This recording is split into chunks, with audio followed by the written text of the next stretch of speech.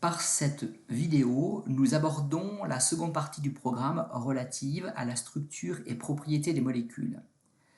Cette première leçon aura comme objet de poser les bases en termes de définition, de propriétés et de vocabulaire relatifs à la liaison de covalence. Cette leçon durera environ 5 minutes. Après une première partie qui présentera les différentes liaisons existantes, la seconde définira un certain nombre de termes. Avant de décrire une liaison de covalence, intéressons-nous plus généralement aux différentes classes de liaisons afin de savoir dans quelle catégorie s'inscrit une liaison de covalence.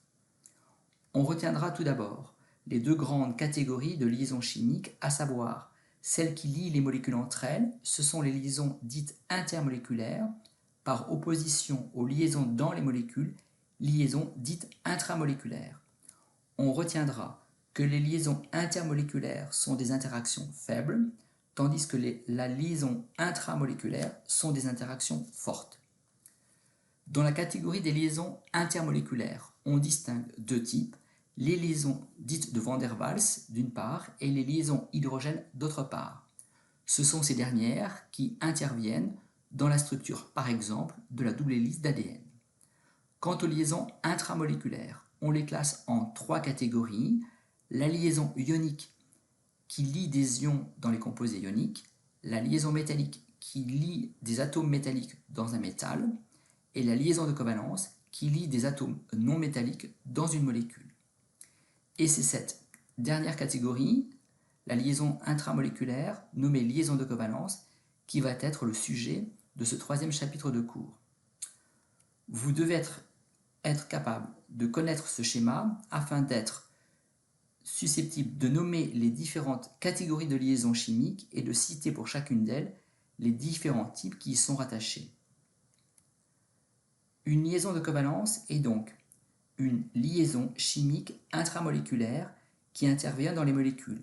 C'est donc un lien entre deux atomes au sein de la molécule, comme par exemple le lien marqué par le trait vert dans la molécule d'eau qui lie un atome d'hydrogène avec un atome d'oxygène, qui est l'atome central de cette molécule H2O.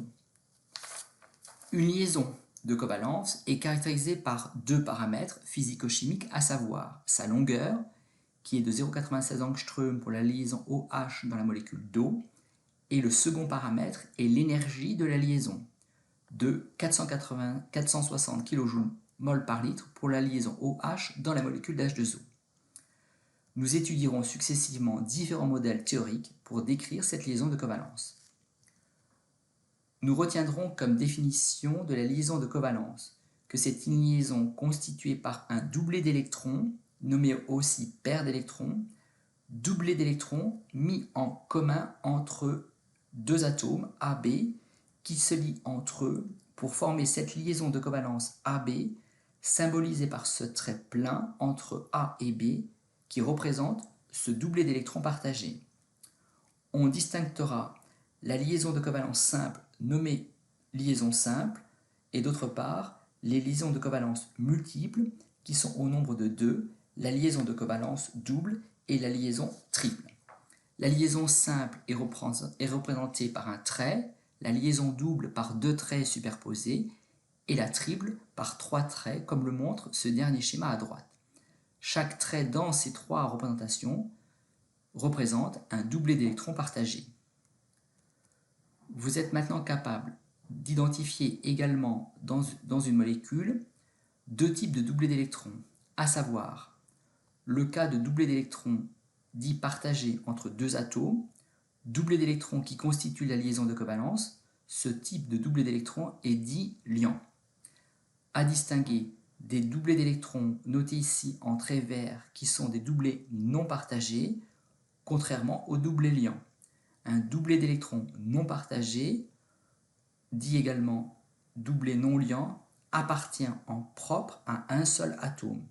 C'est cette différence fondamentale à bien connaître qui caractérise un doublet d'électrons non liant qui appartient en propre à un atome, contrairement à un doublet d'électrons liant qui est partagé entre deux atomes. Par exemple, si nous considérons la molécule de PCl3, nous pouvons facilement identifier que cette molécule se compose de 10 doublés non liants notés en vert et de 3 doublés liants notés en violet. Vous êtes maintenant capable de définir une liaison de covalence et d'en citer les paramètres qui la caractérisent, d'identifier dans une molécule les doublés d'électrons liants et non liants, et de distinguer et de représenter une liaison de covalence simple et multiple, double ou triple.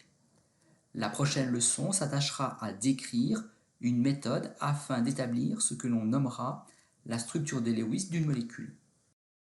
Par cette vidéo, nous abordons la seconde partie du programme relative à la structure et propriétés des molécules. Cette première leçon aura comme objet de poser les bases en termes de définition, de propriétés et de vocabulaire relatifs à la liaison de covalence. Cette leçon durera environ 5 minutes.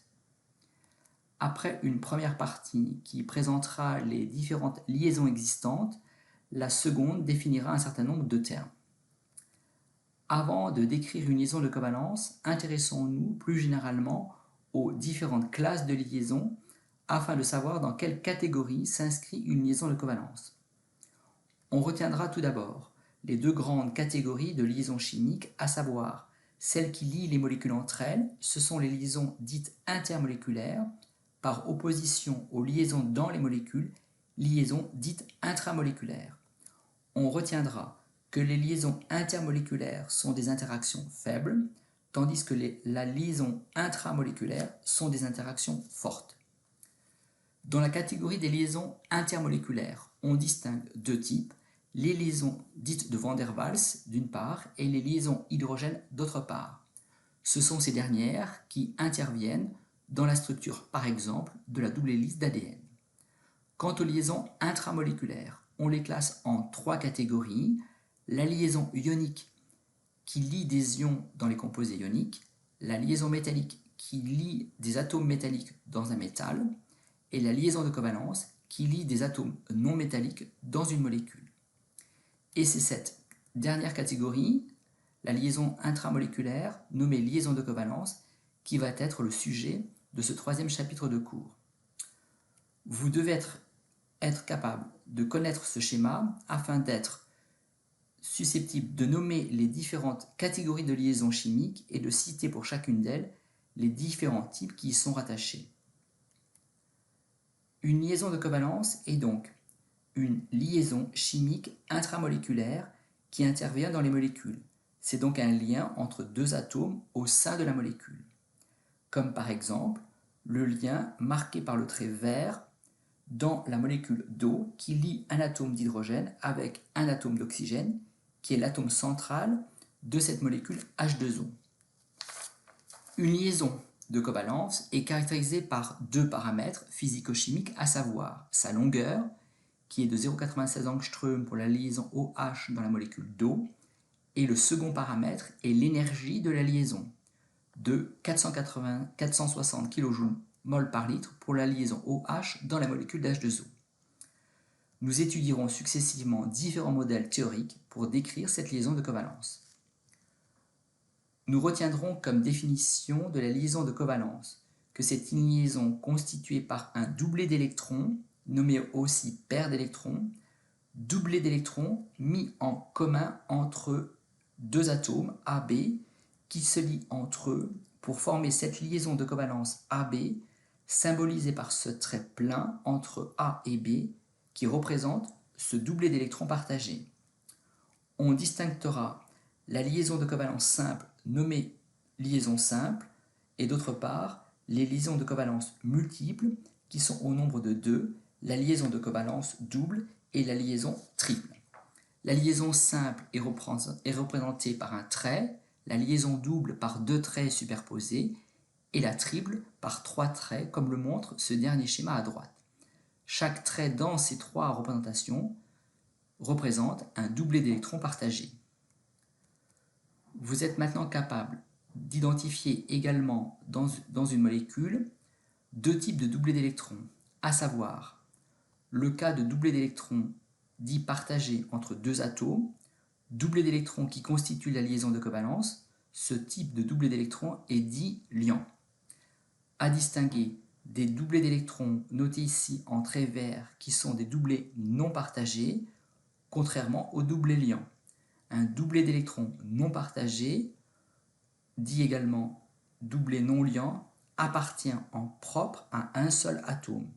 C'est cette différence fondamentale à bien connaître qui caractérise un doublé d'électrons non liant qui appartient en propre à un atome, contrairement à un doublé d'électrons liants qui est partagé entre deux atomes. Par exemple, si nous considérons la molécule de PCl3, nous pouvons facilement identifier que cette molécule se compose de 10 doublés non liants, notés en vert, et de 3 doublés liants, notés en violet. Vous êtes maintenant capable de définir une liaison de covalence et d'en citer les paramètres qui la caractérisent, d'identifier dans une molécule les doublés d'électrons liants et non liants, et de distinguer et de représenter une liaison de covalence simple et multiple, double ou triple. La prochaine leçon s'attachera à décrire une méthode afin d'établir ce que l'on nommera la structure de Lewis d'une molécule.